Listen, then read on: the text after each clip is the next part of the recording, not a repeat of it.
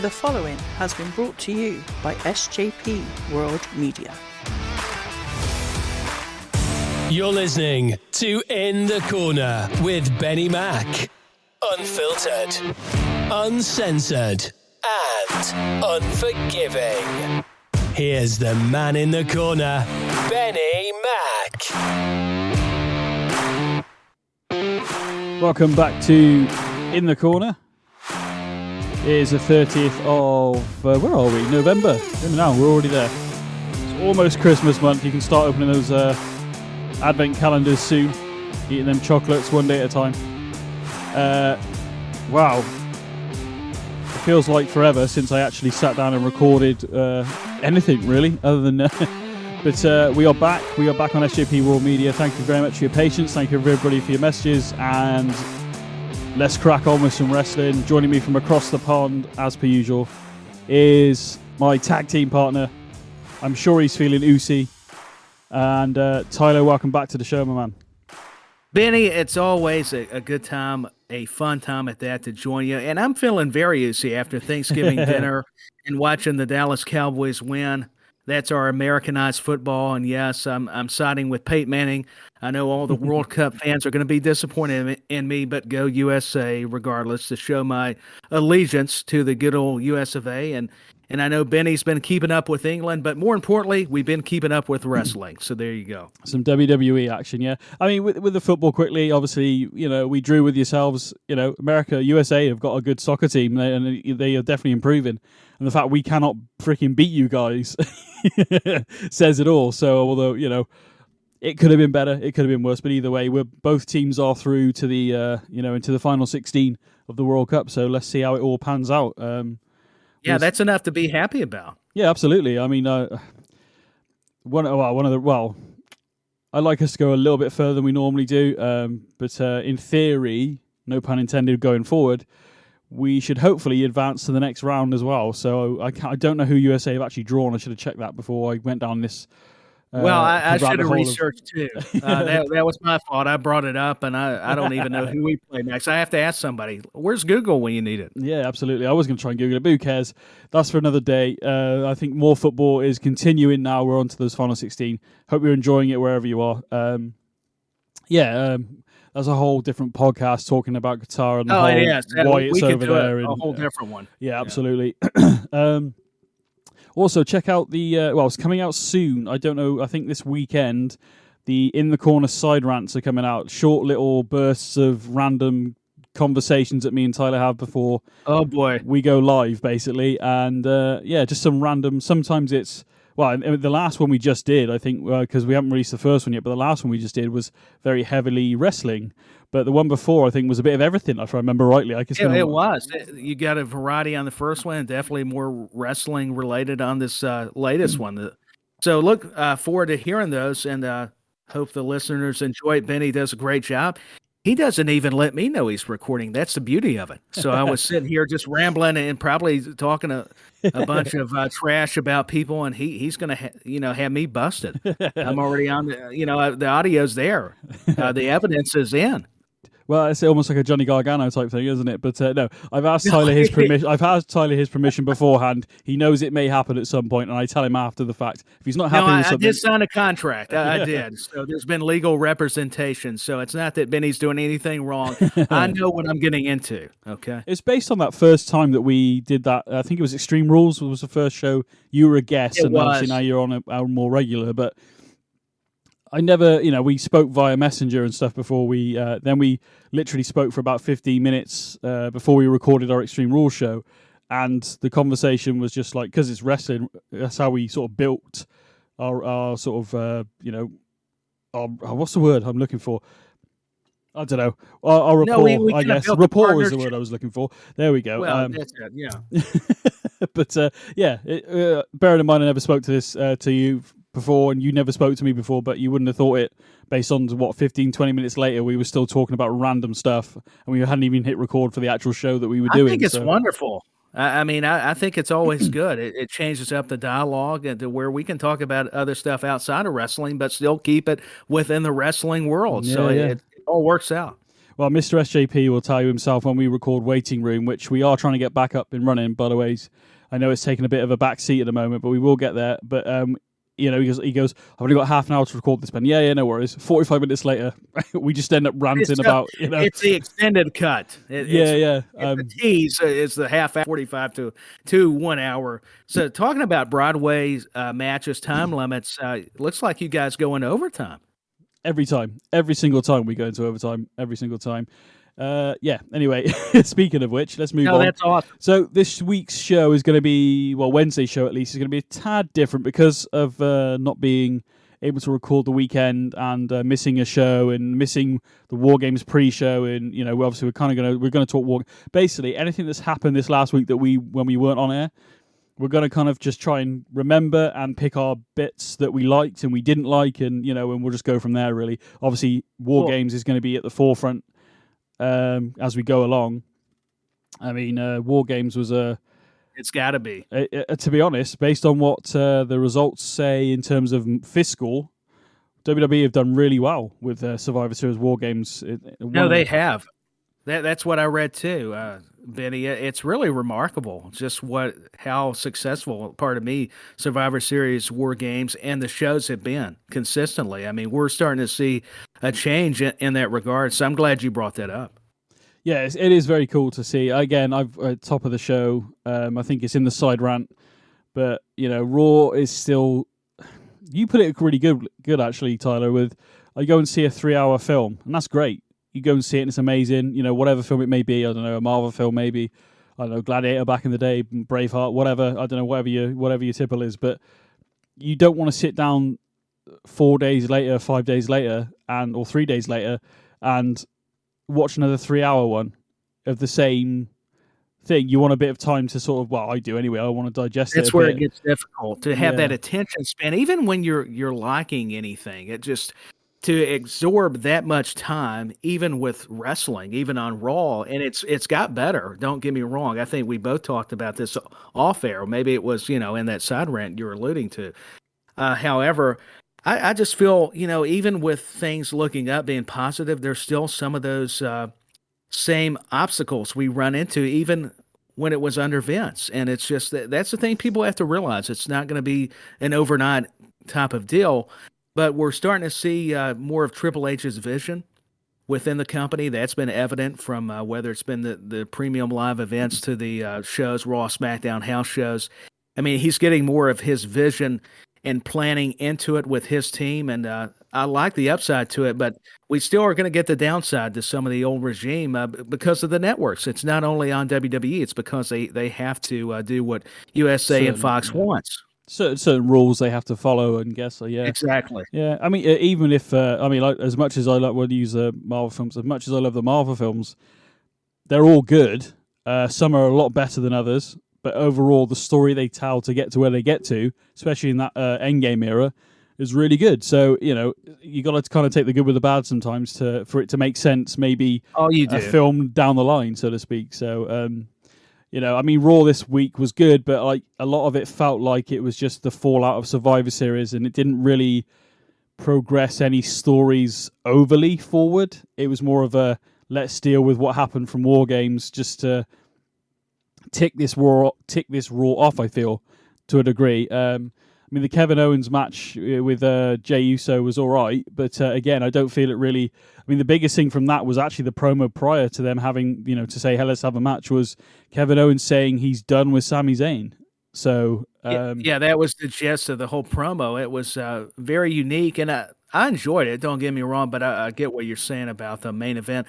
It was solid, but once again, it was all the fallout. I think maybe this was just like you were mentioning, to jumpstart and give Raw a different kind of feel because you were coming off a big show like Survivor Series, War Games. The only thing that I saw kind of continuing, other than maybe the Bloodline angle and Theory and Rollins, BenNny, was definitely going to get more Becky Lynch against Damage Control. Yeah, and, definitely. Bayley. Yeah. That opening segment was just incredible, though, how she went out in the crowd and I forget the guy's name, and I hate that. I think his name was Ben or something. Bobby Bob, or something. Bob. That's it. Yeah. was a Bobby chant, wasn't there, for him? Yeah, it was so cool. We won our chance too, so maybe we need to attend the show and get the man to come on up and say, "Hey, it's nice to have you. I'm doing it for the people." I mean, that was great because she's the baby face. So Becky can do it all, and so can Bailey. So she comes out making fun of the people and Bob himself, which was brilliant. I like how they fought out there where the merchandise was, and I think, did you see it, BenNny, where Bailey ripped up a Seth Rollins T-shirt? Because we all know in reality that Becky and Seth are together; they have a kid together. So that was very brilliant on the part of the role model Bailey. She actually picked out a member of the crowd wearing a Seth Rollins T-shirt as well, and she went, "Nice T-shirt." Okay. You know, yeah. So yeah, I did. I must have missed the sign ripping, but yeah, definitely the T-shirt stuff. Again, we've talked about Triple H taking over kind of every Wednesday. Yeah, we have. I need to change it up because at the time it was pretty new, and you can't help but go to that. But I'm with you. I tend to, that's kind of my security blanket, like a tight end in football. I go to, Triple H, you can tell he's getting his fingerprints, and I got to realize, we could talk about other things with all due respect to the game, but you tend to do that in conversation. Yeah, I mean, I only saw part of it. What do you think about? I know we're kind of all over the place a little bit. There's some main stories we want to talk about, obviously, but after Wargames, there was a press conference after Wargames with Triple H sort of been answering questions. They've never really done this, but I mean they've kind of done it with, I suppose, with Raw Talk and Smackdown. What was it called? Talking Smack, and I think it's called Smackdown Lowdown now, or Raw Talk or whatever. But they've never really done it with pay-per-views. I mean, they used to do it kind of a pre one before WrestleMania, but they never really did a post one. Do you think this is not necessarily a direct thing, but I suppose, again, giving it that sports element to it? But I mean, a lot of people could probably go, well, they've sold that from AEW, because AEW obviously do these things in terms of like what they call them, the scrums or whatever they call them. Yeah, scrums. Do you think I like it? No, I think that it's good. I don't even mind the scrums. Do they become a little bit comical? Sure, but it's all presentation. This is not a knock or a bias toward any promotion, but I feel like WWE has a way of doing their press conferences compared to AEW, and I think AEW does a great job. I think, this is, probably unfair because it's not really even a knock on CM Punk, but after that went down, going by a lot of people's perspective, that kind of turned them off of those press conferences for AEW. And not saying WWE's not going to have some of that as well, and it'll be more worked in. You're not going to see a superstar do that to Triple H or anybody, I don't think, with all due respect to Tony Khan. I feel like if they tried to do that, it would be cut short. Like Tony Khan, I mean, I didn't see the whole script. I've read about it. I've listened to different people's points of views with CM Punk, but the general gist that I got was, Tony Khan, you're the guy in charge. You're pulling faces as if he shouldn't be saying this stuff. I thought it was a work. It turns out it wasn't a work. It was a shoot. So they were probably hoping it was a work. Yeah, but you can't help but draw the comparison. But to be fair, I didn't get to watch it. But I think it's good in a way, especially coming off your big event like a Survivor Series, especially adding Wargames, and to have somebody like Triple H out there and your stars, your top talent, expressing themselves. I think it's always given it some credibility with the audience, like you were aforementioning. You need that sometimes, but I think it's like anything, don't overexpose it. I mean, probably only have it few and far and in between, if that makes any sense. Yeah. Hopefully, it's the same. Like we've just talked about it. Raw is too long. You're overexposing it, so it's too on a week of when there's a pay-per-view. If SmackDown is just the right length, it's enough excitement going on. There's enough things going on. Yeah, even SmackDown, although 9 times out of 10 SmackDown is better than Raw, and I think a lot of it is to do with the fact that it's not as long, so they got to pack it all in. But there's a few things on SmackDown that I'm not overly keen on at the moment. I'm not either. I mean, let's be fair. There's the negatives on both shows, but absolutely. SmackDown, I feel like I can get through. To your point, because it is just 2 hours, so they're able to kind of, the way they edit it, or at least, especially backstage segments or however they do it, I'm only assuming there. But, SmackDown, I can at least find myself watching all the way through. It's not that I'm not watching Raw all the way through, but I can tell I zone out at times, and I'm not always proud of that, but it just happens. It's like, okay, we got a 3-hour show, and that's even cut down from on the DVR, fast forwarding commercials, and I'm like, okay, what's going on? Because I can even fast forward, but I'm still kind of got to pay attention to these matches. We're going to be recapping them or talking about moments, so I know I need to be invested. But I'll just be the first to admit I don't always get back into the zone, so to speak, with some of the matches. So I'm thankful I've got you or somebody that can jog my memory, because I'm guilty of that, and that's all a product of it being 3 hours, whether fair or unfair. Yeah, no, it's I can't really add to that, Tyler. That's brilliant. It makes perfect sense what you've just said. So, I mean, I found myself, with Wargames, I was really excited for Survivor Series, Wargames, the stories that have been going on. So when I watched Wargames, I actually stayed up to watch it, which is only like the second time this year that I've done that. The last one was Extreme Rules. I will admit, unfortunately, the tiredness just caught up with me, and I literally turned it off as the main event was kicking off, and I was like, I just cannot keep my eyes open. I want to be able to enjoy this from start to finish, from the entrances to the whole, how is it going to pan out? Is Sammy going to do this? Are they going to do that? Because I love the way they built through Wargames. Oh, I do too. This from Monday night, and was it Monday? Was it Raw? Or was it Smackdown? It was Smackdown, I think. Where I think Kevin it was Owens, Smackdown because, they had the advantage match. That's right. Yeah. So Kevin Owens spoke to Sammy about, essentially they're not your family. They don't trust you. I would get them before they get you. And while he's saying this to Sammy's not saying a word, by the way. But Jey Uso has just got the door slightly ajar, and you can see him, and he's hearing what KO saying to Sammy, but Sammy's not shutting him down. But what the big thing for me was Jey obviously saying to Sammy, have you spoke to anybody since you've been here? And Sammy's like, no, I just got here. And he's like, are you sure? No, I just got here. So he lied to Jey, and then Jey obviously then passes it on to Roman, and then it was a nice... Yeah, just a snowball effect. The tension, honestly, was really good. And then throughout Survivor Series, they didn't keep going to the bloodline, but in key moments in the show, we saw moments of Sammy. Sammy explained his was it Smackdown actually, maybe, where he said, look, I know only so many people are allowed in this room. I don't take that for granted. So I don't know. But it was really good, and the whole, obviously, Jey and Sammy have very much been so good brothers squabbling for months at this point. And it's like, I keep looking at it how many times is Sami Zayn taking a chair shot, a claymore, whatever's going on, whoever they're facing, how many times has he taken a hit to either save one of the Usos or Roman? And yet they, that whole t-shirt thing about a month ago, when he took it off him, I was like, how can you do this to Sammy after everything he's done for you? It made you feel empathy toward him. Absolutely. Because he's doing everything he can to be one of the cool kids and be an actual family member and be feeling Usi and calling him Oos and everything. And Jey and him not getting along.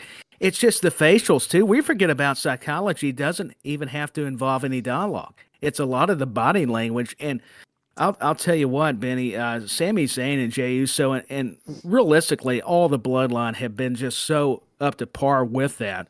No surprise. And even with KO, Kevin Owens returning has just added fuel to that fire. And that's why everybody's reacted so greatly toward it. Whether you're a fan of one side or not, you're a fan of what's going on, transpiring at the moment.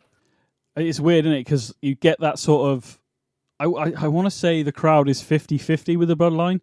It might even be 60-40 in the sense of 60% of the fans in most arenas we want to see the bloodline. We want to see Roman. So, and again, having Roman in that War Games match, he came in at the end, but, which we all knew that was going to happen. It was still important because you had the guy that holds both belts, and he is Roman Reigns. I mean, the guy's been the star for the company for so long now. That's who they've really rallied around and built their brand on, is the Tribal Chief. So to have him as part of that match and to be his first ever War Games match, probably for a lot of those guys, except Kevin Owens, who was in it in NXT as a surprise. He had came back that one time, so that was huge. That was cool. Talk about people just, cool. God, this is amazing. It's not a sarcastic tease with me saying, are you kidding me? It was like, this is wonderful. I'm glad. I'm excited, just like everyone else. So he's got the experience. But, I love the way that Roman was sending in Jey Uso and a lot of the bloodlines saying, no, you guys handle it. You have to be man up and go in there and face the opponents,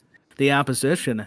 And I enjoyed Drew McIntyre with KO and the whole Brawling Brutes with Butch and Sheamus and Ridge Holland. I thought they were a terrific team as well. So that alone, and with the women's War Games matches, I'd say the same thing for both those squads as well. It just delivered. They were both very good. And there was a lot of matches in between that are worth talking about too, as concerning Survivor Series. So yeah. I thought overall it was another pretty well executed show. The one, I agree overall. Well, let's get this out of the way now because I don't know how you feel about it, but and I don't want to be talking of the way I'm talking now about these two because I actually like the three women, but the Ronda Rousey Shotzi match, the whole sort of story is it's lackluster. I know I use that word a lot, but somebody's saying online Rousey is a special performer, but she needs better competition to shine. Thing is, right, she's been against a few other. She's been against Liv. She's been against Natty recently, and now Shotzi. It just hasn't flowed well between any of these opponents Ronda's been with. Now, I don't know whether that's Shotzi, Natalya, Liv's fault, or whether that's Ronda's fault, or whether it's just a mix of somebody wants to do one thing and they're not. I don't know what's going on, basically. I don't really know how to... I think it could be a mix. I think that's very valid, that it's just a lot of elements just not correlating with another. But I get what you're saying. I don't mean to be negative either, but something with Ronda and these title matches and the opponents with Shotzi, I really respect her, and she's got a great, unique look and style. It's just not connecting, though, as far as being in these main event type scenarios. I loved her intensity after they attacked Raquel Rodriguez on SmackDown. Yeah. When speaking of Shayna and Ronda, I love that. Was one of the better Shotzi promos that I've heard. Yeah, the Shayna Ronda duo is a freaking great idea. I think it's got legs and it will go somewhere, but I don't know. I'm actually stuck for words, and normally I have plenty, and I don't know really. Now you're at a loss for words. I can't believe it. So I don't. Really we know. are recording, so we got evidence. So I don't really know what, and I didn't have much hype anyway, and I thought there were good moments in the match. There were some good spots, and there was some but overall I just was like, and I don't want women's wrestling to go back in the day of. Not everybody, but there were a few matches where you just go, right, well, let's go to the bathroom while we can because... It takes a back seat, unfortunately. Yeah, and I don't think it's quite there, but I'm worried that it might get there eventually if... but with Ronda, at least, I don't know whether you feel the same with this, but I feel like we're just stalling time for when Charlotte maybe comes back and we have a Charlotte-Rousey rivalry again, possibly. That might happen. Apparently, Sasha Banks is in talks with WWE still about a contract. Whether that's true, I don't know. Well, and we've heard rumors those could have stalled too over money, but once again, it's all rumors. Of course, yeah. One thing I didn't touch upon quickly was the press conference they did after. Apparently, Roman was supposed to be there, but allegedly, again, I use that word. Apparently, you know what the internet's like. So we have to tread lightly. Yeah, right? but I tread lightly. Screw them. But basically, yeah, absolutely. I was being too nice. What's wrong with me? It's not a campfire anymore. It's not the water cooler. It's social media. But a word around the Webosphere is that apparently Kevin Owens was a bit stiff during the match, and Roman didn't like it. Apparently, it was more of a in the moment losing his temper. But apparently, all is good now. It was just in the moment of like. I don't know when or where in the match, but apparently something was done a bit too hard, and Roman was a bit like, whoa, slow down or calm down, or I don't know. But after the fact, apparently they're all good. That's all I know. But whether that's what I read, whether it's true, until WWE give us a call and give us our own network show, Tyler, we're never going to know. That's what I'm about to say. If they'll call and say, hey, BenNy Mac, you've got a show, and we're able to do something, then maybe there's some truth to it. I'm not denying the reports. Maybe Roman could have got mad mistakes happen. And hey, it's going to be stiff sometimes in those kind of matches. But maybe that went against the grain, the plan, so to speak. Who knows? I did read something about that, so it's interesting you bring that up. Just to go back real quickly to the whole Rousey situation, it's a shame if we don't get Sasha Banks, because now with all the tweets about Rousey saying, why are you shouting out her name? She ran. This would be a perfect time for her to come back and have a feud. That would be brilliant. Definitely, yeah. With social media, kind of like how Becky was utilizing it. I'm not comparing how, with no offense to Ronda, I mean, Becky was on another level with the way she was using social media, and it was against Ronda. So, but I'm thinking it could work in a different way with the boss and the baddest woman on the planet. So I wouldn't be against that, but who knows if Banks is coming in after all. So well, we've seen it with Bray Wyatt, what you can do with social media and videos and QR codes. So it's if you can get yourself people. I think people generally WWE fans, wrestling fans want to see Sasha. I'd like to see her back in WWE. If she ends up in AEW, that's where she ends up. As long as she's in one of them, it's good for the business overall. I think. But hopefully. I'm not going to lie. Team WWE over here. I would hope that she's in WWE soon. But sometimes I don't know if AEW is going to be right for her. I mean that's no disrespect to all elite wrestling. There's just some people you can see fit in with their brand, but I think certain people like Sasha and Bray Wyatt, they're a better fit for WWE. Yeah, no, I agree. Because we didn't get a chance to talk, I didn't actually get a chance to ask you what. We're going back a bit here before we carry on with War Games, but SmackDown and LA Knight and the whole headbutt and the running away and the LA Knight Bray sort of story, because we haven't seen Bray in the ring yet, apart from cutting promos. No, we haven't. We haven't seen it in action yet, but that interaction between LA Knight and Bray Wyatt, I'm not going to lie, I wouldn't have called that, but I'm intrigued. I would haven't either. Yeah, but I'm like you. I'm compelled now because who knows what Bray's going to do? He's saying it's not me. It's all his personalities or whatever they're trying to portray with his character when referencing Wyatt. And L.A. Knight was just an opponent that I kind of was scratching my head at first, but now I'm really getting supported, or getting behind it. Pardon me. It was I kind of like the dynamic and the chemistry between the two, actually. Yeah, I think it's going to be good. Apparently Bray Wyatt saying, I didn't attack you, with that mask being behind LA Knight as he was leaving and stuff, a few weeks ago. It was such a cool... It was cool to see Bray do something else other than just cut promo. Not that guy can't cut promos, but I'm clambering now and itching to see this guy do something in the ring, whether it's... Oh, me too. It's building our excitement and anticipation, and I'm happy for LA Knight. What a program this is for him coming back and getting back to what we all love, not the Maximum Male Models deal. That was, I couldn't get behind that at all.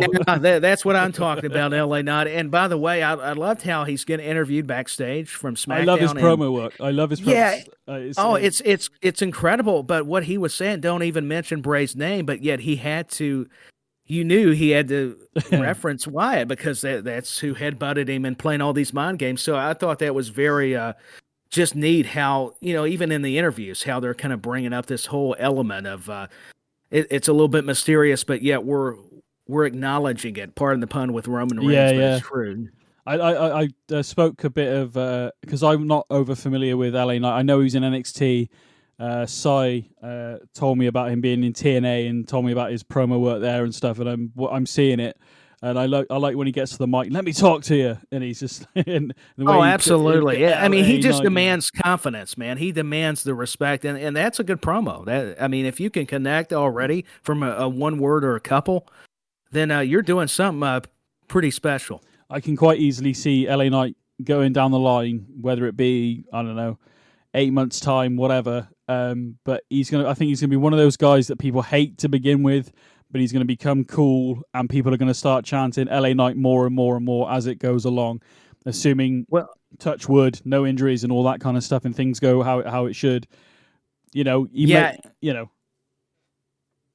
I'll tell you, I think this Bray Wyatt feud, it could be the vehicle to maybe get LA Knight maybe to go from heel to babyface, because I think Bray's going to be better to be the heel. He's wanting sympathy now, but we all know he's awful good being that villain, though.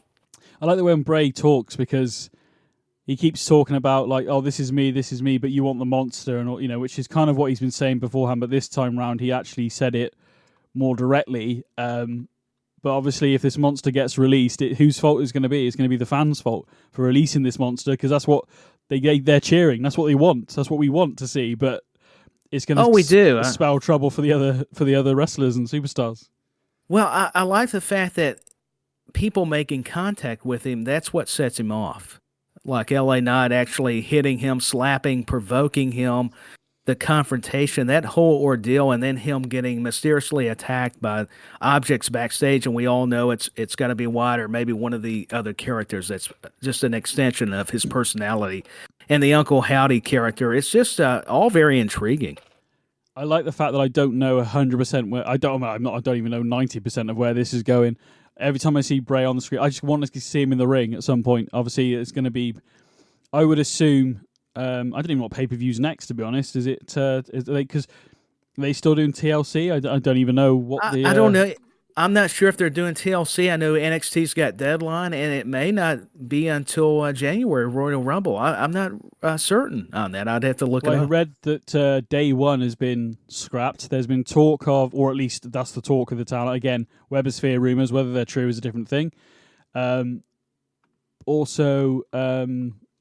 Apparently, there has been, especially in terms of Hell in a Cell, Triple H is very vocal on wanting to change Hell in a Cell. So it's not Hell in a Cell pay-per-view. That he wants that to go back to the way it was before, when it used to settle a grudge match between two guys. A little bit like we saw Cody and Seth. That was the first time in years, if ever, that Hell in a Cell pay-per-view actually had a rivalry that made sense. And I think that's the way to do it. Yeah, absolutely. So, I mean, it makes sense if you go back to the older ones with Taker and Foley. I mean, that was a rivalry, so why not? And then Cody and Seth set the bar again. So I think it makes sense. I would agree with you and him. I think with a lot of fans, we needed the rivalries, the feuds to mean a lot. They need to actually suspend my disbelief that where these guys want to kill each other. Yeah, exactly. That's the beauty of wrestling. Next pay-per-view, Royal Rumble, I want a Hell in a Cell match or something like that. It doesn't have to be, I would actually almost like, to a degree, if they're going to do that, let's not have a Hell in a Cell match for about a year. Because by the time we get around to the end of that year and somebody's having a decent rivalry with it, then we're going to be really excited to have a Hell in a Cell match because we haven't seen one for 12 months. Do you know what I mean? Because it's more of an attraction. Exactly. That's why we don't need to see it all the time. Like Elimination Chamber, they're not doing it to February, but we don't need to see that all the time. And I miss the fact that I always associated No Way Out, the paper, so Royal Rumble, No Way Out, WrestleMania. No Way Out made sense to have the Elimination Chamber, maybe to qualify for the other title. Obviously, we only have one heavyweight championship at the time, but I liked the fact that pay-per-views were called No Way Out. Royal Rumble's Royal Rumble, but like Money in the Bank, I get it. I understand why they do it, but I loved Money in the Bank being at WrestleMania and setting up your next year. So this is our guy we think in the next 12 months, whether it be the next 3 months, 4 months, or even the next night on Raw when they cash it in. But either way, I liked Money in the Bank being it gave you Mania. more of the element of surprise, too. Absolutely. Because you never knew when they were going to cash it in, or you could even tease it and them still not cash it in and keep building it to where this whole story. That's the thing. I mean, it's all the essence of storytelling. That's the magnificent aspect of wrestling, sports entertainment, whatever term you want to throw on it. Well, as it stands right now, I'm looking on WWE. It's on a website, actually. Somebody else, at least based on what they're telling me. So NXT deadline is what you said. NXT New Year's Evil, apparently, January 3rd. It's expected. It doesn't say it's happening. It just says expected. The other one, December 10th, is NXT deadline, so we haven't got long to wait for that for NXT. We're going to have to dive into an NXT event at some point, Tyler, I think, just every now and again. We are. I mean, because I like NXT. Yeah. Yeah, I liked it back in the day. I have fallen out of it. When it became 2.0, I was just like, yeah, whatever. It didn't really speak to me, unfortunately. But the actual main roster, as you said, is Royal Rumble at the moment. There's nothing else on here to say. Then next year they've got. It's very interesting. I'd have to look it up, but I'm glad you are, because I was just trying to think, because I knew day one, like you said, got canned. They were not going to do it, and I think with NXT, man, we definitely need to do some dives into that and reviews, or maybe just pick a match. I think that would be just incredible. I'll have to stop by and watch one of their main shows, maybe Deadline, maybe if we can. It'd be quite interesting to see what's going on. It would be. I'm not going to know everybody that's there or what's going on necessarily. I'm not either. But it'd be interesting to see what our point of view would be and maybe pick some talent that who we think may be good going forward. Maybe I don't know, but we better get on with get on with the show, I suppose. We just we can't help it. There's so much news too. I think that adds some. Breaks up the monotony is what I'm getting at. It's good to talk about. Hey, absolutely, I'm with you, man. I'm following the leader, and I think it's a great thing. I'm backing him up. Okay, so we'll start when he says, "Ready, set, go." Hot then, tag. now, and forever. Hot tag. There we go. Right. It's all good, man. I mean, if you want to follow the show, you can on Twitter at In the Corner WWE, and also you can email the show in the corner WWE at gmail.com. I just did put out a post earlier. I just want to see if there's any comments on there before we move forward. Any what you thought. Cy Powell saying at the moment, because I asked, what are you thinking of War Games, WWE Raw, and what have you thought of this week's sort of WWE shows, basically. So Cy Powell says, good, not incredible, great when it comes to the Bloodline story, but not an amazing War Games. I think that's a bit harsh, Cy, but okay. Maybe you're right. I have to agree with him, though, at least on the Bloodline part. I mean, you can't deny their success. So, yes, now whether it's amazing or not, I would disagree with him on the War Games matches and some of the other matches. Is it going to be the greatest yet? But we have to remember he's reintroducing the concept, so we have to give it time. But hey, I respect Sai. He's our tribal chief, so I must acknowledge him. He's the wise man. No. He's the wise man. He's the wise man. Okay, he's the wise man. So I've got the roles reversed or mixed up. So hey, wise man or not, great advice, but I'm going to have to respectfully disagree, even with King Sai. I saw him wear the crown in a picture. Maybe I've stated that in the last episode. I thought the overall show was enjoyable. I like the War Games. I like the story that was being told. All right, yes, it could be better in places, but overall, I wouldn't change it. And in fact, I've actually watched the War Games match, men's one, back twice. So I must have liked it. And I think again, I think you did enjoy it because you've done better than me. It's not that I didn't feel it was good, just finding the time. But I'm glad you went back and watched it because that's the thing. You do miss some details that are very important. Until you go back and watch it. Obviously, the way it ended as well was really good, but we'll get into that in a mo. But Scottish Gigolo, Danny, excellent main event.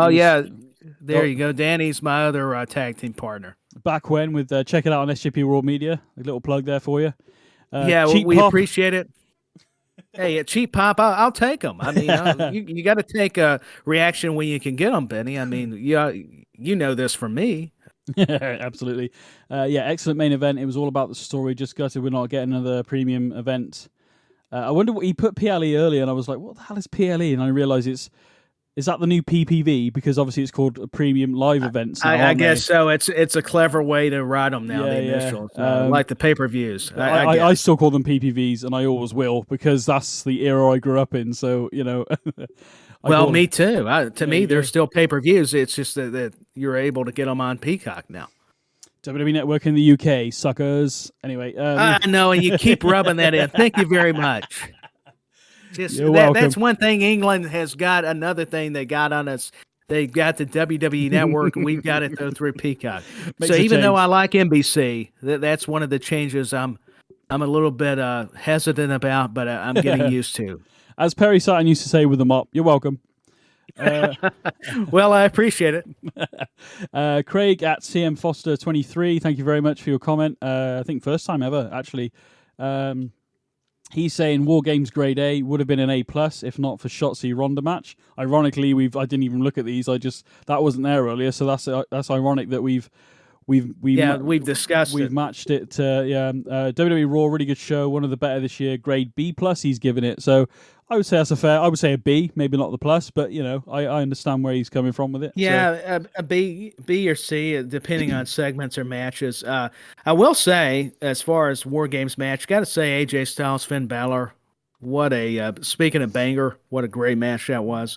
Yeah, I really enjoy Finn and AJ. Their history together, they just know the other so well, and the way they matched up. I like the way that they were technical in the match. They were focusing on a body part. You had the OC, the Judgment Day, all being factors. And also, hey, the triple threat match for the U.S. title. Oh, I mean, that has to be a highlight, man. The way Seth was able to springboard, I think, off Theory and get Lashley, or maybe vice versa. I'm trying to recount all the moments. That was terrific. Just some of the variations they were able to pull off and change up the match, but still stay true to the formula were just incredible. I mean, I was watching the other day because I was watching I think it was the AJ 365 documentary on the network. They did a few. It's because AJ, I don't know why I was watching it. It was just, I think it popped up and I'm watch up. I watched it once and I was watching it back, and then they had it was when they had the Finn Balor versus AJ Styles Cold, where they had no build up to it whatsoever in 2017 because of Finn was supposed to take on Bray, I think, but Bray got ill or wasn't very well or something was going on. I do remember something about that. And then so Finn Balor versus AJ was really good. And then I'm gonna say the 2017 match they had, even though it was a cold, like literally they're just gonna have a match, I think was better. I'm not saying this one sucked. I just prefer. Gotcha. I prefer that from TLC 2017. If you haven't seen it, go watch it. I enjoyed that one because I watched it back recently, but again, like you said, the match was really good. I was surprised AJ won though, because the momentum that Judgment Day have had. I'm not saying he shouldn't beat Finn, but the momentum that that Finn has had with the Judgment Day, I was. If we'd have done our predictions, mate, I'd have got this wrong because I was going to go Finn. So. I can't remember who I picked originally, so I can't really say. I mean, I think I sent some predictions to you when we were going to do it. But I'm with you, though. Finn had a lot of momentum in his favor with Judgment Day. But however, where I would tend to respectfully disagree would be, so AJ really needs a win, though. And with OC, they need something to go their way. So that would be my counter to it. But, you know, I'm with you, Finn. It would be tough to argue with him going over. I've got your predictions in front of me, but you've put AJ Styles versus Balor, but you haven't actually put who you were going to pick, so I don't know. Well, that sounds like me. I probably had, I was so excited. Here's my predictions there, BenNy. Oh, by the way, he's probably thinking, well, he didn't really put anybody who was going to win, so yeah, so that's why I don't even count. It's not even worth it. I don't know. Yeah, I'm not even going to try and decipher it. But basically, I know you've put Seth Rollins in the triple threat, so you must have been surprised when Austin Theory walked out with the US title. Oh, surprised, but actually happy, even though I like Seth and Bobby Lashley. Yeah, I was for it. I wasn't mad that Seth lost it because I think Seth may win it again. I think could be one of those programs where they switch them a little bit. Hopefully not too much, because I don't want it to be. Yeah, I don't want it to be too much. The new look of Theory, dropping the selfies and the jacket he was wearing on Raw, coming out with the US title. I like it a lot. I like it, and you said the fickle comment on the last show we were on together, and everybody was going, oh, they've buried Theory. Oh, I know they were wanted. Listen up. Tyler says, don't be fickle. Go fickle yourselves. That's Tyler Peters 316, because I said so on In the Corner. Take that and smoke it up your tailpipe. Okay, there you go. That was brilliant. I left a gap because I'm going to try and sample that later. That was brilliant. Well, you wanted it. I got it. Enough's enough, like the great Owen Hart would say. It's time for a change, as they say. Yeah, absolutely. That's why I made the tag, BenNy. I knew you would help me. It was brilliant. But yeah, no, I still see comments of them like laughing about the fact that Theory cashed in when it was an open challenge. Did you actually watch the fucking show? Because Bobby Lashley came out and tried to do the open challenge, but basically just started beating down Seth. So Seth is now down on the announce table, broken and battered. Bobby Lashley has been told to leave, so the match is not going to happen. Theory can't get to Roman, as we've already stated, so he cashes in for the US title. People going, oh, he's cashing for a mid-card. It's a title. You can cash in at any time for any championship. I mean, up you to 1 can. year. It's called Money in the Bank for a reason. Did people miss the memo? To pinch even line, Road Dogg came out. Yeah, to pinch a line from Chain Wrestling, Pimple Dick moment. Jesus Christ, man. Honestly, that's great. That's a t-shirt. Honestly, yeah. It's just, did you not, the people that moaning about it, did you not watch the fucking show? Come on, I'm using my temper here now, hence the F-bombs. I love it. I like heel BenNy. Keep it up. This is great. This is what we need on In the Corner because, hey, we're in the ring. Absolutely, yeah. This is what we do. You want to mess with us? We're the ones, okay? Back in the day, if Money in the Bank existed and somehow I was a wrestler and I was in WWE and I couldn't get to, I don't know, The Rock or whoever was champion at the time, I'd be going for the IC title because I love the IC title. So, I love why would you? Title. Having a championship means money. It means time, TV time. So, well, what I was going to say is Road Dogg, not to cut you off there, Benny, but he even said it's all about the quality of matches. Who cares if he cashed in his Money in the Bank briefcase? That's why I was saying Road Dogg, because I read that. I thought, well, if anybody knows, it's Road Dogg. Oh, you didn't know? Oh, well, he just told you. Yeah, exactly. You didn't know? Yeah. Well, you do now. Yeah, take that. And yeah, just take it. I don't know what I was going to say there. I'm so flustered, so mad right now because you all thought Austin Theory was bad. You're coming after BenNy here. My UK friend, don't ever do that again. By the way, we need your support. Just never mind that last part. I just don't understand. Again, they're fickle. You've already said it. But they are fickle. But all talking about how they buried Theory. They didn't bury Theory. Are you like? Ugh, come on! I can't even. I was about to say something that would have got me in trouble then, so I'm not going to say it. But easy, Tiger. And now I appreciate it. I appreciate it, but it may not want to get in trouble. Absolutely. But I agree that it's just we all get guilty of this. But come on, Austin Theory's now he's looking like a diamond in the rough, as he should. He's going to be a force to be reckoned with. This time next year, he's going to be off that US title, and hopefully in the main event. Next time if somebody's buried, I guess they're not going to end up being a United States champion. They're just because they're repackaged. Undertaker was literally buried for years and years, on and off the freaking screen, getting buried in the dirt. That's what I was going to say. And now look at it; he's an icon. Yeah, I mean, he made his living off being buried alive. Oh yeah, exactly. That's what I was. Brilliant. Yeah, Paul, don't be buried, but go fickle yourselves. Oh, Kane's my son. So. Yeah, leave it to Percy Pringle, Paul Bear. Thank you, Paul. William, brilliant freaking manager, brilliant guy. He is a brilliant guy. Listen, nobody's buried on this show in the corner. By the way, we need your support because you know what? You're going to be buried. I'll tell you that because BenNy's going to tombstone you, and I'm going to be there to make up your casket. Okay, I don't know where I was going with that, but I'm getting ticked off. I was going to try and do an Undertaker impression, but we'll leave it. I'm not going to follow the. You should have. I'm just so mad. I tell you, BenNy, you've lit the fire under me with all these fans complaining about Theory. We better change the subject. I'm starting to get heated up here, and you don't want to see it. I know you're getting mad. We've got enough of the hate tweets. Twitter's just getting crazy. Come on now. We need your love and support. Buy a T-shirt, buy merchandise, give us money, wwhatever you got to do. In the corner, WWE on Twitter. Thank you very much. Good plug there. There we go. That's the one thing that really annoyed me, just the fact that people are saying he's been buried. I mean, I'm using the term buried with The Undertaker. Obviously, he was literally buried. Obviously, I'm play on words. That's the thing. His character. Words, but he came back stronger. So, it is funny that everybody thought his career was over. And it's like, how freaking, obviously, again, fickle is the word. Go fickle yourself, people. Goodness sake. See, I love the way you said it, too. You always compliment me, which is nice. But I love the way your accent can do that.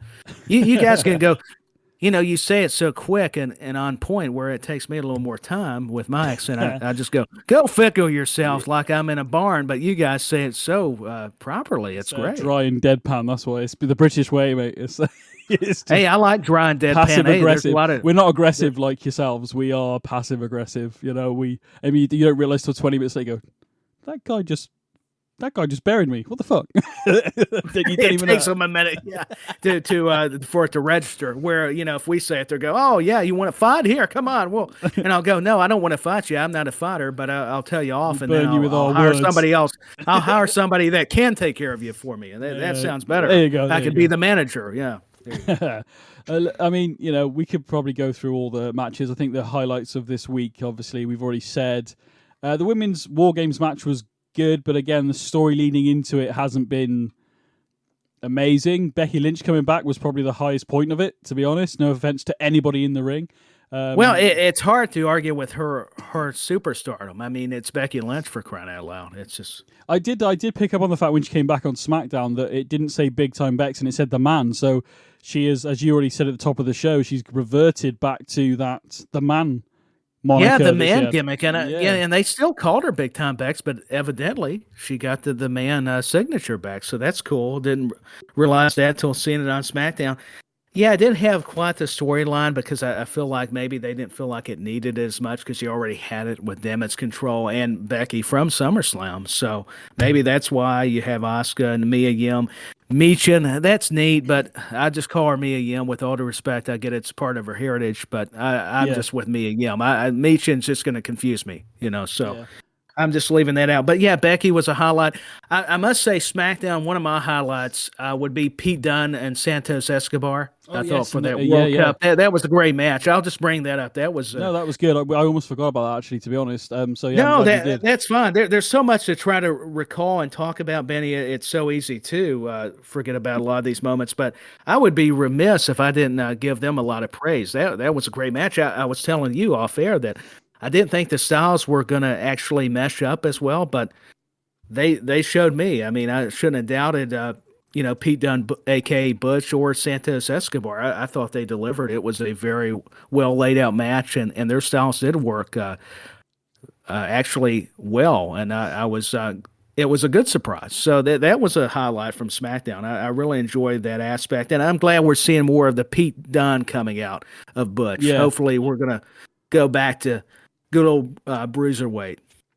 I mean, I said on the show that I feel like the tournament, it's starting to feel like the tournament's been put together for Braun, so we can have Braun and Gunther, which would be a bloody good match, I think, to be honest. But now Escobar's gone through, I'm thinking maybe Escobar. I don't know. I'm really torn of who's actually going to win the tournament because the presentation of the whole, Phantasma, I can't remember the whole name of the group, and I can't pronounce it. Yeah, Phantasma.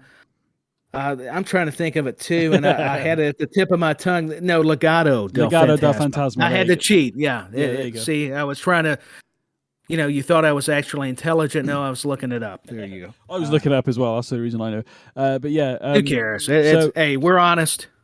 I mean, I think it's Ricochet versus Braun. I think. They were a part of one of the semifinals. Who is? Oh, I should have looked it up. I don't know who is Escobar. But yeah, my point was that when I said on the last show, I felt like the tournament has been built around maybe Braun, but I kind of want Del Phantasma because the presentation of the whole group with Vega and all the others is like really good. And this is a good way. It's fantastic. And this is a good way of keeping them away from. Excuse me. Hit Row is that Hit Row? Well, Hit Row. I'm trying to like Hit Row, but I'm not. Yeah, it's hard for me to become a fan. I think B-Fab's my favorite because she has some personality. The others do, but she exudes a charisma that's hard not to admire. It's just that's why I'm respecting what she brings to the whole team of Hit Row. But yeah, it's kind of hard for me to get with them. I don't know if it's because Swerve is in with AEW and they couldn't, snag him back. I don't know what it is. It's like something is missing, but yeah, they're holding it together the best they can. The Viking Raiders, that's been an enigma. I must admit, it's kind of cool seeing Logan. She's renamed now to what is it now? Some Viking name, Valhalla, I think. Yeah, Valhalla. Yeah, see how I didn't pronunciate it correctly. I'm not Viking, evidently. My ancestry, maybe not. But that's what's crazy. I've actually got to where I like them, and I used to be a big critic of the Viking Raiders. I forgot about this. So yeah, I was saying I thought the tournament was built around Braun, but Ricochet actually pinned Strowman, didn't he? So he's in the final against.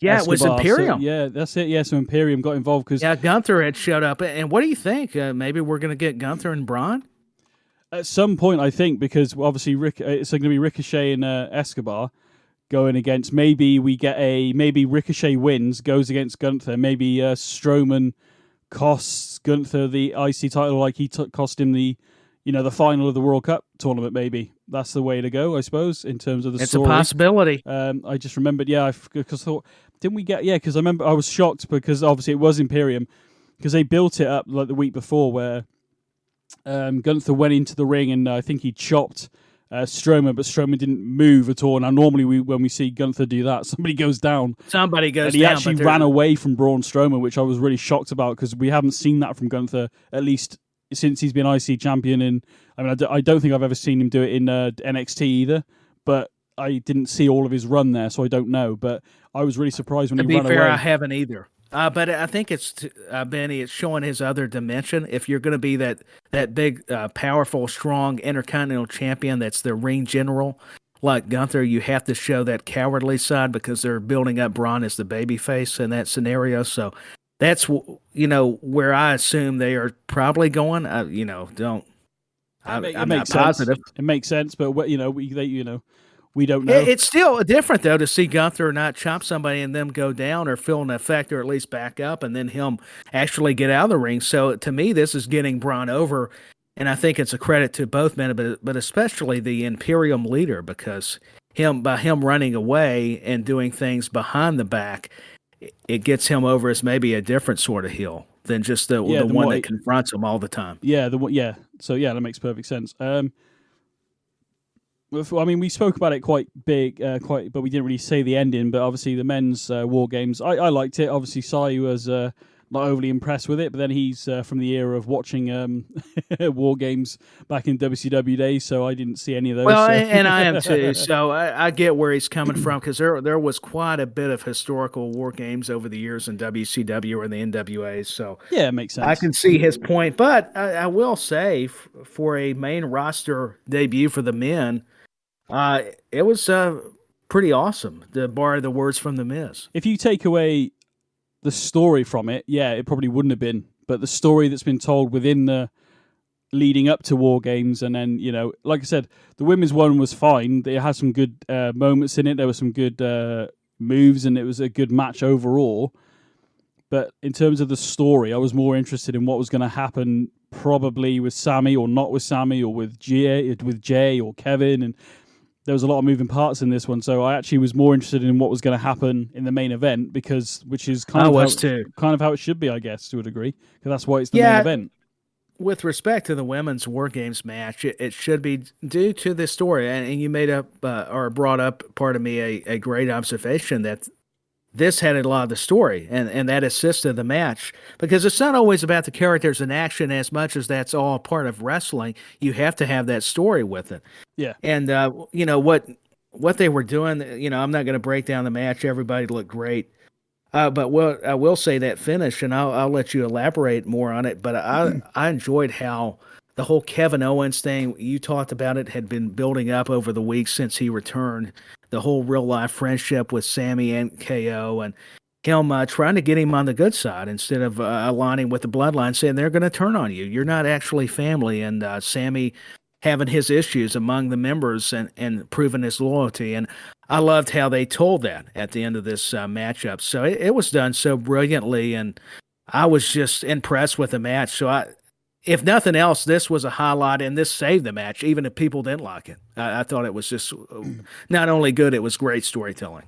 Yeah, no, 100%.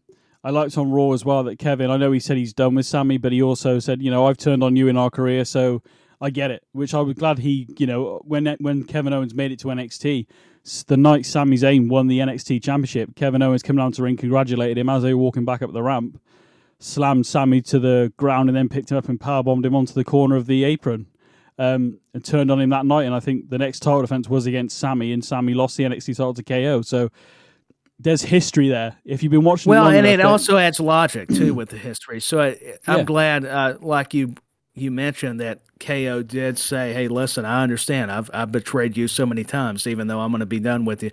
But apparently, we know maybe that's not going to be the case. We've got to let this story play out. Yeah, absolutely. More. I mean, the fact that Roman said backstage, a few things like, you do what you got to do, I'll do what I got to do.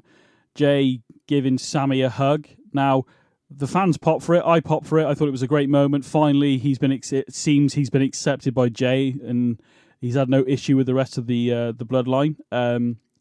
It was just Jay and Sammy who Jay had a problem with Sammy because he's not family. Right. Could this be and this is what I mean by moving forward, could this be a plot by the bloodline? Let's keep your enemy close because they think he's an enemy, because they think but then also the promo between KO and Sammy going, KO, I'm done with you. I've, blah, blah, blah. I get it. I'm done with you. And Sammy's like, good, whatever. Could that be a way of who's playing who here? Because there could be an opportunity here for KO and Sammy to be playing the bloodline. But there's also the thing and then that would work out well for me as well. I mean, I think that would be good either way. You could there's a lot of angles you could come at it within the general angle, pardon the pun, with the story. Yeah. So yeah, Roman, Jimmy, and Sikoa could be like, right, we'll keep an eye on Sammy, keep our enemy close. All the while, Sammy could be colluding with KO, and to strike at the right moment for maybe the championship, the tag team. Well, some rumors are tag team titles. Yeah, it's plausible. I have seen where they're speculating it could be maybe they're just going to eventually go after the Usos for those tag titles. But again, it could change because the Sami Zayn thing allegedly was only supposed to be 2-3 weeks, and he was out. But because of the popularity of Sami and everything, the UC and the T-shirts and all the other stuff is going on, it's taken off. So that's why. Yeah, they didn't stop it. Let's make some money with the T-shirts, and all that kind of stuff. Yeah. So, I mean, I was kind of hoping Sami Zayn might win the World Cup tournament and become the IC champion, and then the whole bloodline. Yeah, that would work too. They would have all the gold, but that's fine that he doesn't, because maybe he doesn't need a title right now. He's so good on the mic and with what he's contributing to not only the storyline but with the bloodline. But I wanted to tell you, I got sentimental when they accepted Sammy after all this time. I had tears in my eyes. Really? Now, nice. that I was lying, but I wanted that to the moment. You worked me, man. You worked me. Did I? I wasn't for sure. I really sold that. I was. I'm not going to say that I should win an Oscar for that. That's pretty terrible. But still, I wanted to try to be a comedian there. But no, it didn't mean a lot. It was a cool moment. It was a cool moment. But I thought I would just add, oh gosh, it was a hallmark moment. I just, to see Sammy feeling even more easy with his. He had to finally say he's done with him. What a moment. A lot of the general consensus, and it's been said before on this show, is that Cody Rhodes will come back, possibly the Rumble, win the Rumble, and challenge Roman. That seems to be the general consensus of what's going to happen leading up to Mania. But with this Sami Zayn, honorary Uso stuff going in, stuff like this would, could quite possibly change the whole plan. I mean, the landscape. I don't know who. Cody is probably. I'm not saying nobody else could. I thought Drew almost did it at Clash of the Castle, but who? Because whoever beats Roman, this guy's been champion for 800 plus days now, I think. Who takes the title off him? It's I don't even. It's so tough to. Everybody wants to go Cody. Some have even said maybe KO's turn. Is Drew actually done? And now I think I saw a segment from a couple weeks ago, or maybe it was this week, where Karrion Kross confronted the Usos. So I don't know if he's going to get involved. There's so many twists and turns going into this, and new challengers, which makes it very interesting. With talking about Roman Reigns, the whole title picture with the two belts. I'm not sure, BenNy. It's kind of tough. As we're talking here, a storyline is just formed in my head. To how it could possibly go down, and I don't think it will go down like this. In my head. Go ahead. I think it's good. Cody comes back, but doesn't win the Rumble. So everybody's like, "What the fuck? Why isn't he won the Rumble?" Okay, then Cody gets another shot, maybe Elimination Chamber. Maybe there's a way of becoming number one contender or being added to the match or whatever. I don't know.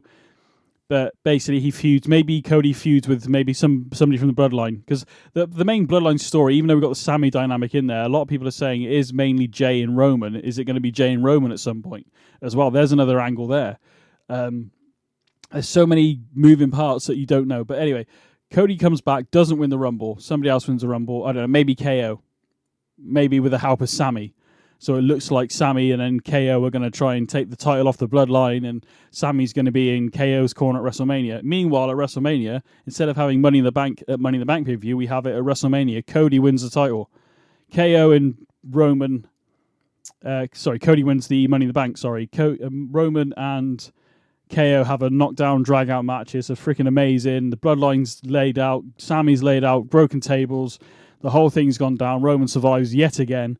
Then the American Nightmares music hits and cashes in on Roman at WrestleMania, almost to steal the Seth Rollins steal from the WrestleMania 31. But you wouldn't necessarily see it coming that night, possibly. I don't know. That's one. I like it.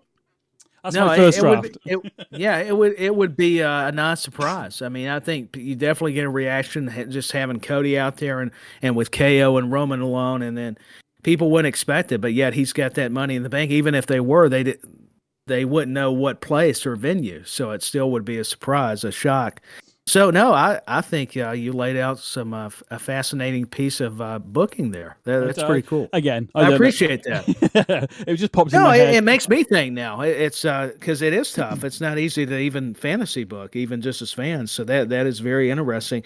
I got to give the ladies a lot of love. Rhea Ripley and Mia Yim. I thought that was a great match. I didn't really feel like we needed the 8-man tag team match. Once again, it was kind of, to your point, the fallout from Survivor Series. I still enjoyed that, but I would have been fine with just Mia and Rhea.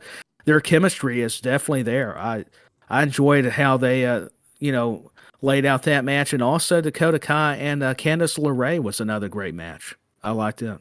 Yeah, it was good to see her back, actually, Candice LeRae. She hasn't really been on. After she got attacked, didn't she? It was by Damage Control about a month ago. It was.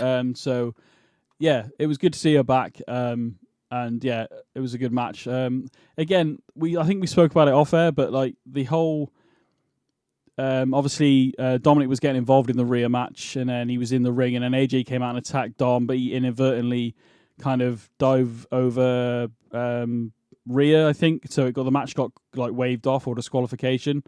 Then it ended up having that match, which is fine. But again, I feel like we need to have that like authority figure to come out and say, this has got to like stop. Let's have a match. Let's have a tag team match, or have a match, or whatever it may be, or announce a match maybe for a pay-per-view. I don't know, but just instead of just a free-for-all all the time. Yeah, and it's happening quite a lot recently on not just Raw, on SmackDown as well. Like somebody will go, well, let's have a match, and they go, okay, here's a referee, let's have a match. Bye. We all know what's going to happen. It's like, all right, I get it, and it's fun, but it has reached a point for me where, like, come on, guys, I want you to like. We need somebody to establish order though after so long. Yeah, I mean, maybe even start with a babyface GM for a while, then have them, be a heel at some point. I don't know which is best. I suppose having the authority figure as the heel kind of works, but it has been kind of done a lot, obviously. But it would be good to maybe even a neutral one where they come out one week and say, have this match, fans love it. Next week, say fans don't like it. So because they show they can be fair, where you wouldn't even have to go one way or the other. You could just, like you said, keep it balanced. Yeah, so like one week you have maybe, I don't know, Miz attack Gargano being the heel, and then the GM's like, you can't do that, you have to have a match. Gargano then attacks Miz, and he goes, you can't do that, let's have a match or whatever. So he's the person, male or female, keeps it down the line, basically. So it would be... No, I get what you're saying, and I would concur. I think that's the way to do it, because you can overdo so much of the other, even though that works. The only thing, too, man, what were your thoughts on that whole Miz not Gargano, he was a part of it, but Miz and Dexter Lumis is what I meant to say. I'm glad it's over with now. That's about it, to be honest. Can I say thank God this whole thing is just behind us, hopefully? Of course, I think we'll get Gargano and Miz after the way that ended, though, because he's super kicking. I liked the fact that Lumis was giving out the money. That was quite funny. And then Miz that was comical. And then, but other than that, I wasn't really invested in this story at all. It took a bit of it. It finally got to the point of like, oh, this is what's happening, because all we had was Lumis kind of stalking Miz. We're like, what the hell is going on here? It doesn't even work. And there was no explanation though. They still didn't explain everything, and that was the miss for me to work so hard and to get all these guys plugged in was just a miss, kind of disappointing. But other than that, we can't get JBL. We don't even have to have Corbin. We can't get JBL back on Raw. Come on. He probably deserves a week off, but I've just been such a fan and supporter and have been enjoying thoroughly. I like JBL on the show. Yeah, him involved. I like him on the show. I like his snowflake comments and stuff. They're hilarious. No BS with him. He is who he is. Corbin, I don't know. Again, I've already spoke to you about it, but I feel there's just something missing from it. I don't know what it is, but it's not quite connecting with me. JBL, great. But I feel like Corbin just needs to be, because when he comes out with the music and all that, I just feel, I'm not saying he has to have JBL's music or anything like that, but almost, yeah, you want to, I'm better than you because I'm rich, but why not go down the route of driving in an expensive car, or even having like JBL brings in a butler or something to hold his like elbow pads on a silver platter, and he has to put them on before the match. Just anything to make it's a little more effort. Yeah, and the music I think needs to be a bit more like JBL's was obviously the bell from the stock market and stuff like that. Yeah, Wall Street or Wall something. Street. So, but I don't know exactly what it is. But the music isn't sitting well. This dancing him to the ring type. He's not dancing, but you know what I mean. Yeah, how's that fit with JBL? I mean, yeah, that's the thing. It's supposed to be problematic. Yeah. Well, and what I was going to say about JBL too is I just want to hear him call Kevin Patrick Shamrock. If nothing else, that's what I mean. Great. JBL on commentary is brilliant. So he's like, "It's not good to see you, Shamrock." I'm paraphrasing, but something along those lines. Yeah. But I feel like JBL's presence, yes, it could help, but I don't know whether it is helping a bit. But Corbin's music and presentation isn't quite resonating with me at the moment. No, talking about something else that's missing, and I want to cheer the guy on. And even with JBL, that's when you've got an issue. I mean, I get they're having a legend like JBL, a Hall of Famer, to help it reestablish Corbin, but when even somebody as good as JBL is not able to help the wrestler connect with the audience, then boy, there's some ingredients you're leaving out or something. I don't know. I don't know what it is. I can't put my finger on it, but it's hard to pinpoint them. But I do feel the music needs to change and the presentation. Not when he runs out and he's flicking the hat around. I know it's not face, but it's not. It doesn't even feel heel either. I feel it needs to be a bit more. See, I honestly thought he was going to come back Lone Wolf style. I really did. I really thought he was. Maybe that's what he needs to do, and even with JBL, where he could be. Maybe you could make him a more wealthy Lone Wolf. I mean, even go that way. I don't know. I mean, maybe that sounds crazy, but like you're saying with the cars and but almost use the Brock Lesnar, the real life Brock Lesnar. I like to live out in the country. I like to be left alone, lone wolf.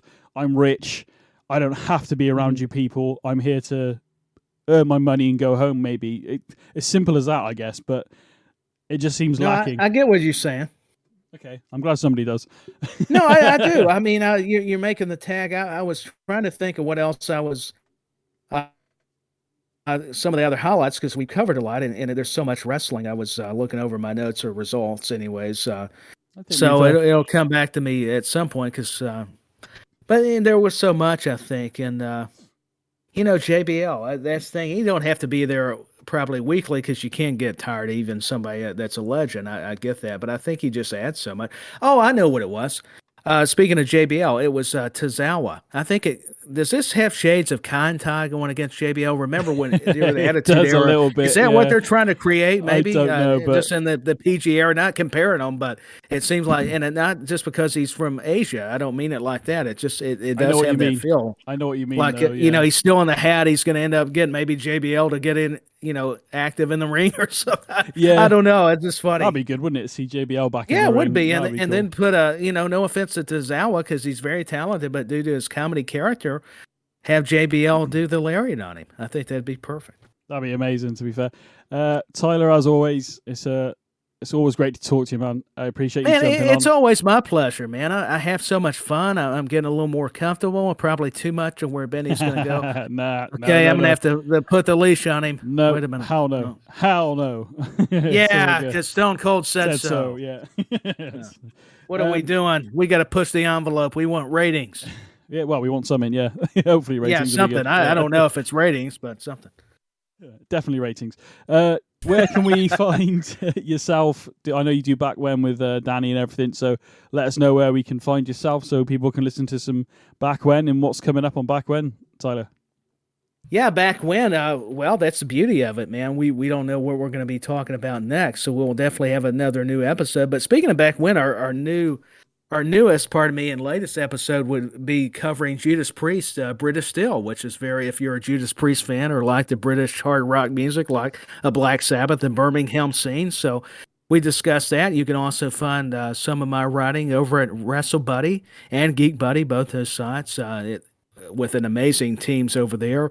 And, of course, the Rewind Wrestling Radio podcast. So one of the original podcasts I started out on, talks some modern wrestling, but reviews a lot of the old school stuff and has some cool, very unique segments as well. And also doing a new show on there called Tyler and Mike's Insights, where we review the old school stuff. And I'm also on Standing Strong with Waylon Myers, non-wrestling related, but spreading positivity. It's an encouraging podcast, so I want to plug him, or definitely get the word out about him. And also the Uncensored Wrestling podcast. We're doing the Attitude Years era of Raws, and he's got a lot of current stuff, so I want to support his other shows. And hey, I'd be remiss if I didn't say In the Corner with BenNny Mac. Come on. You sound like you got more podcasts than Sly Powell at the moment, to be honest. You got a lot going on. It's a lot going on, and it's thanks to Cy, because, I already had a few, and he's like, hey, man, you want to, I've got, Danny, and now, with thanks to you, BenNny, I'm on here. So I'm just, man, I'm honored, because, you guys, to be with so much talent, I'm like, it helps me want to elevate my game, so I appreciate that, man. Mate, it's always good having you on, and thank you very much, everybody, for listening to the show. Thank you for your patience. We are back, and you'll be hearing from me on Sunday from some Smackdown news, and we'll see who is the new World Cup champion over there on Smackdown, and who's going to be facing Gunther for that IC title. And Tyler, hopefully we'll see you and hear you next Wednesday here on In the Corner. Yeah, I look forward to it. I mean, we should, if all goes well, if I'm not banned from anywhere, or just go fickle yourselves. I love that. I can't help it. I got to do it again. Follow the show on Twitter at In the Corner WWE, and we'll see you all again on Sunday, ladies and gents. Thank you very much. Bye.